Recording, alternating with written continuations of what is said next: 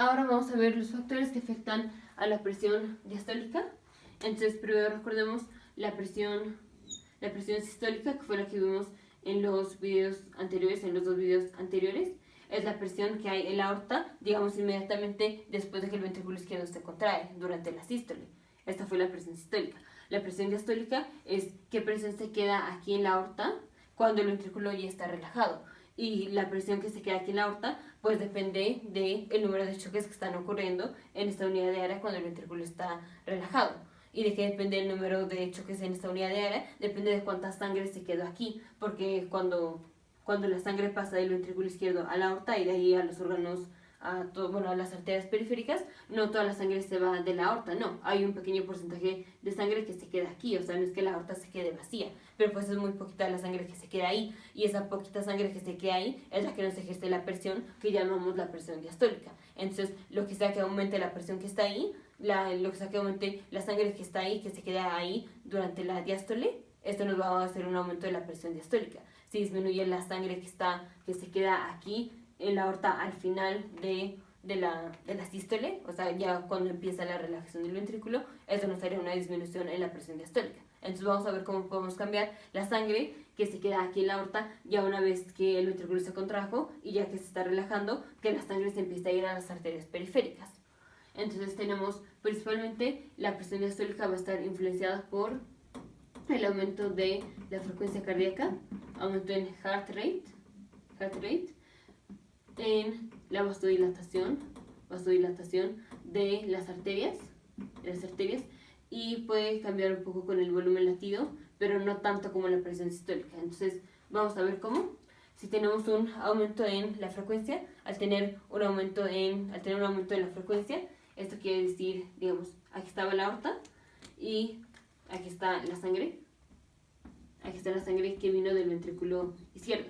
Ahora, digamos, el ventrículo izquierdo ya se está relajando. Como se está relajando, ya, la aorta se está distendiendo y la sangre se está yendo a los tejidos periféricos, a las arterias periféricas.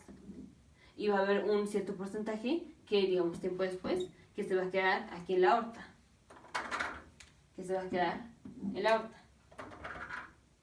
Digamos, se queda, vamos por poner un ejemplo, digamos que se van, digamos, 50 mililitros y se quedan 20 mililitros. No es así, pero para ponerlo fácil, digamos que se van 50 mililitros y se quedan 20 mililitros. Recordemos que el volumen latido son 70 mililitros, eso es lo normal. Entonces, si tenemos un aumento en la frecuencia, al tener un aumento en la frecuencia, esto quiere decir que tenemos aumento del número de veces que el corazón tiene que hacer sístole y diástole en la unidad de un minuto. Entonces, si tenemos, por ejemplo, que la frecuencia de este corazón era 60 latidos por minuto, entonces 60 veces el corazón tiene que hacer contracción del ventrículo y relajación, contracción y relajación. O sea, sístole, diástole, así 60 veces. Si tenemos que aumentar la frecuencia, aquí estamos aumentando la frecuencia, digamos a 120 latidos por minuto. Entonces 120 veces lo tiene que hacer sístole, diástole. Entonces va a ir más rápido, sístole, diástole, sístole, diástole, sístole, diástole. Entonces, al ir más rápido, no le va a dar tiempo a que la aorta se vacíe, no va a dar tiempo de que la sangre, de que los 50 mililitros se vayan a la circulación periférica cuando ya está contrayéndose otra vez el ventrículo y le está expulsando sangre a la aorta. O sea, aquí cuando teníamos 60 latidos por minuto, se contrajo el ventrículo, entraron 70 mililitros aquí a la aorta y digamos que dentro de 3 segundos, por así decirlo, digamos que durante los 3 segundos que se está relajando el ventrículo, 50 mililitros se están yendo a la circulación periférica y 20 se quedan aquí en la aorta. Ahora cuando aumentamos la frecuencia, aquí que tenemos 120 latidos por minuto, entonces aquí en 3 segundos, aquí ya no son 3 segundos, aquí el ventrículo ya no se va a relajar durante 3 segundos, aquí se tiene que relajar en menos tiempo porque tiene que relajarse y contraerse de manera más veces que en este caso. Entonces la relajación va a durar menos. Entonces aquí su relajación va a durar, por ejemplo, digamos 1.5 segundos, para ponerlo fácil. Digamos que dura 1.5 segundos. Entonces en 1.5 segundos no va a dar tiempo de que los 50 mililitros se hayan ido a la circulación periférica y que nada más nos hayamos quedado con 20. No va a dar tiempo de que se vayan los 50, entonces se va a ir menos. Digamos que por ejemplo aquí se van 30.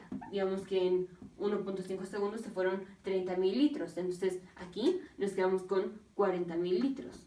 entonces aumentó la sangre que se quedó en la aorta. Y al aumentar la sangre que se quedó en la aorta, dijimos, al aumentar la sangre, estamos aumentando el número de partículas que están en la sangre. Y al aumentar el número de partículas, aumentamos el número de choques que están aquí, en esta unidad de área.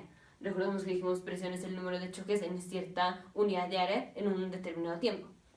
Entonces ya vemos como al aumentar la frecuencia, al aumentar la frecuencia, esto está haciendo que no le dé tiempo a la sangre que se vaya a la circulación periférica. O sea, sí, finalmente sí te va a la circulación periférica, pero como tenemos disminución de la relajación, de la duración de la relajación del ventrículo, en lugar de que se relaje durante 3 segundos, por así decirlo, no es que sea así, pero en lugar de que se relaje, por ejemplo, durante 3 segundos, en donde da tiempo de que 50 mililitros se vayan y 20 se queden, para cuando llegue el siguiente latido en donde otra vez vuelven a entrar 70 mililitros.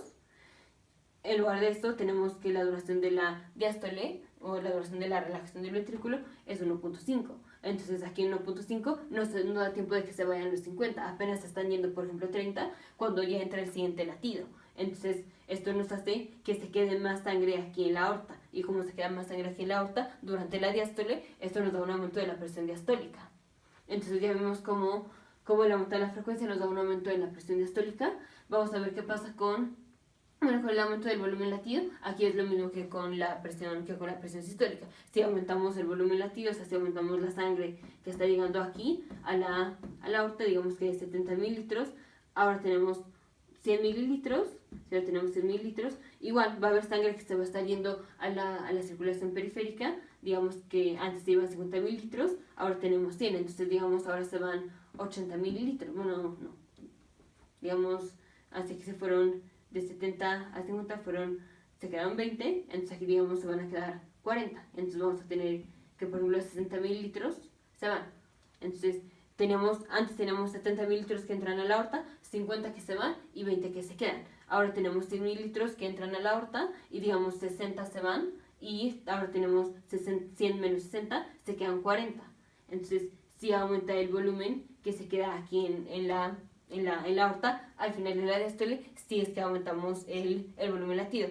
Pero bueno, aquí lo puse muy marcado, pero generalmente no es tanto lo que aumenta, y esto sí afecta más a la presión sistólica de lo que afecta a la presión diastólica. Entonces no lo consideramos un factor muy importante.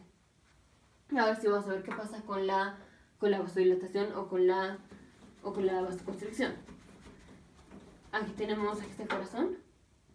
corazón, aquí está la aorta, y vamos a tener la aorta que va a dar todas sus ramas. Entonces aquí ya tenemos varias ramas de la aorta. Aquí digamos todas estas son ramas de la aorta. Así lo puse como al azar, pero pues obviamente no están así. Entonces tenemos varias ramas de la aorta. Si hacemos vasodilatación de las arterias periféricas, si aumentamos el diámetro, o sea, hacer vasodilatación, digamos esta arteria ahora va a estar vasodilatada, tiene un diámetro mayor, esta aumenta su diámetro. Al aumentar el diámetro, esto nos hace una disminución aquí. Aquí tenemos una disminución de la presión aquí. Y recordemos, la sangre va a ir de donde hay más presión a donde hay menos. Aquí vamos a tener más presión que en esta arteria que hicimos vasodilatación. Recordemos, al hacer vasodilatación estamos disminuyendo el número de choques en la unidad de área. Esto ya lo puse en el video anterior porque al aumentar el volumen disminuye la presión. Entonces aquí ya nada más lo voy a mencionar, ya no voy a explicar por qué. Entonces, ya dijimos, al hacer vasodilatación, esto nos hace una disminución de la presión aquí. Y aquí seguimos teniendo la misma presión que teníamos. Entonces, como la sangre va de donde hay más presión a donde hay menos presión, la sangre se va a ir aquí.